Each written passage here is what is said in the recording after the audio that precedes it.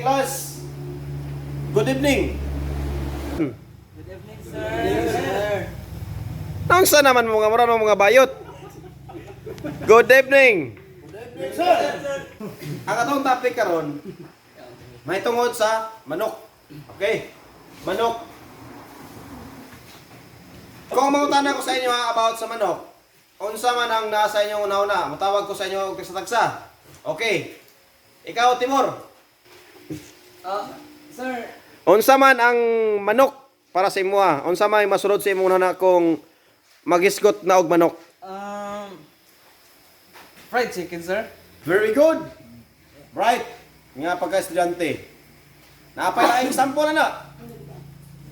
Atong tawagon ako sa ato ka estudyante. Ikaw, Tasyo. Ang masunod sa imong una kung makadungog ka og pulong nga manok. Tasyo. Unsa man ang manok? Sabong, sir. Very good, Japon. Very bright student. Okay, ikaw, Amulo.